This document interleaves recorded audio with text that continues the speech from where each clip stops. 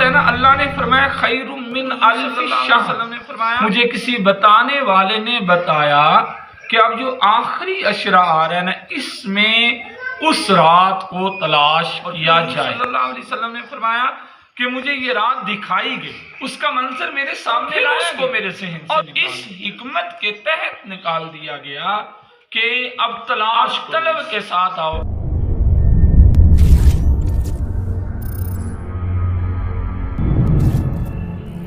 انعام بڑا تھا، اجر بڑا تھا، ثواب بڑا تھا،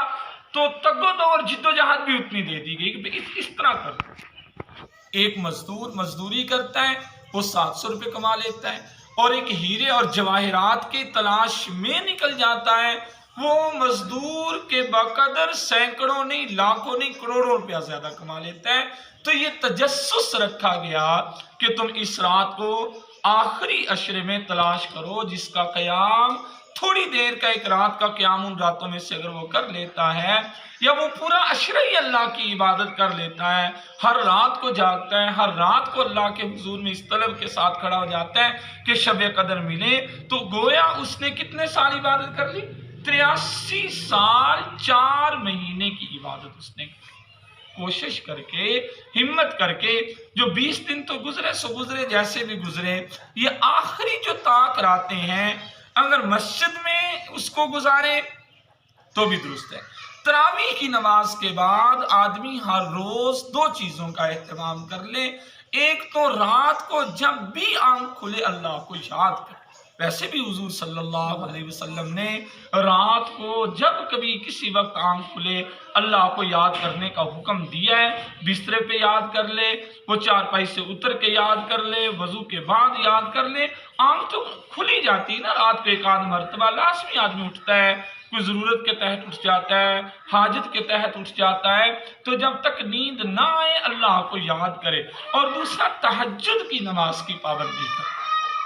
بجائے اس کے کہ ہم 3:30 اٹھے، 3:15 اٹھے، ہم کیوں نہ 2:45 اٹھ جائیں، اور 3 پونے 3 اٹھ کے 3 سے لے کر 3:30 تک ہم اللہ کی عبادت کر لیں، باقی 15 منٹ کھانے میں صرف کر لیں۔ کھانے میں وقت لگ جاتا ہے آدھ گھنٹہ، پون گھنٹہ، اور اللہ کی عبادت کے لیے 10 منٹ بھی درکار نہ ہوں تو پھر زندگی فضول سی لگنے لگتی ہے۔ اس لیے فرمایا گیا کہ اسے، اور حدیث میں آیا ہے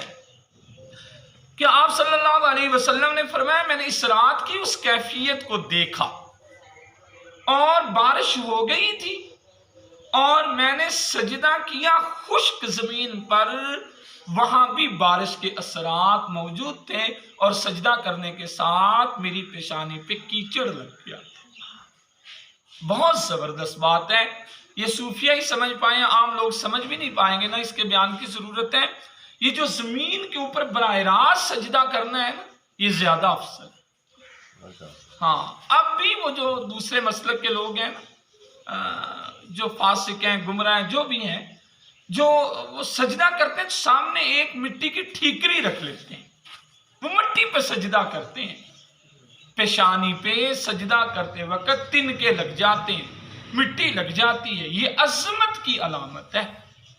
اس کا ایک اثر وہ قرآن پاک میں آیا ہے کہ تم دیکھو گے ان کے چہروں پر کیا ہیں؟ سجدوں کے نشان ہیں۔ ظاہری معنی لیا جائے تو سجدے کا ایک نشان یہ بھی ہوتا ہے، گٹا پڑ جاتا ہے، سیاہ پڑ جاتی ہے جگہ، مٹی اور تنکے وغیرہ لگ جاتے ہیں، اور حقیقی اس کا مفہوم حضرت عمر رضی اللہ عنہ نے بیان کیا کہ میں دیکھتا تھا کہ صحابہ اکرام رات کو مسجد نبوی میں اتنے لمبے لمبے سجدے کرتے تھے کہ اللہ کی قسم جب ہم صبح نکلتے تھے مسجد سے باہر تو ہر ایک آدمی کے چہرے پر سجدوں کا نور نظر آتا تھا۔ ان کی سجدے کی نشانی جو ہوتی تھی وہ ایسے روشنی کی طرح چمکتی تھی، یہ اللہ کی صحیح عبادت کا اثر ان کی پیشانیوں پہ لوٹ آتا تھا۔ یہ اثر آج بھی ضرورت ہے کہ لوگ تو اعتکاف کرنا مسجد میں آخری عشرے میں، پھر وہ نکال دی گئی۔ نکالی کیوں گئی؟ اس کی وجہ ایک تو وہ بتائیے کہ تجسس رہے، محنت زیادہ کرے، جد و جہد کرے، اور ایک حدیث میں یہ بھی آیا ہے کہ کوئی 2 آدمی جھگڑا کر رہے تھے آپس میں، تو حضور صلی اللہ علیہ وسلم کی نظر پڑی اس واقعے کو، اگرچہ کوئی زیادہ سند تو حاصل نہیں ہے، لیکن صحیح بات تو یہ ہے کہ حضور صلی اللہ علیہ وسلم کی زندگی میں ہی یہ تعین اٹھا لی گئی اور امت کو حکم دیا گیا کہ وہ رمضان کے آخری عشرے میں اس کو کیا کریں، تلاش کریں۔ خواتین اپنے گھروں میں اعتکاف کریں، خواتین جو ہے اپنے گھر میں ایک جگہ متعین کر لیں اور ضرورت کے بغیر وہاں سے نہ نکلے۔ اعتکاف کرنے والا مسجد میں جب مقید ہو جاتا ہے تو وہ بغیر ضرورت کے ایک قدم بھی مسجد سے باہر رکھے گا، اس کا اعتکاف ٹوٹ جائے گا۔ ضرورت ہے، اس نے غسل کرنا ہے، ایسی کوئی حاجت پیش آ گئی ہے، یا کھانا لانے والا گھر میں کوئی آدمی ایسا نہیں ہے تو وہ خاموشی کے ساتھ جا کے کھانا لا سکتا ہے۔ جنازہ کسی قریبی رشتہ دار کا پڑھنا ہے، جنازہ پڑھ کے فی الفور واپس لوٹے۔ جمعہ پڑھنا ہے مسجد میں اگر نہیں ہوتا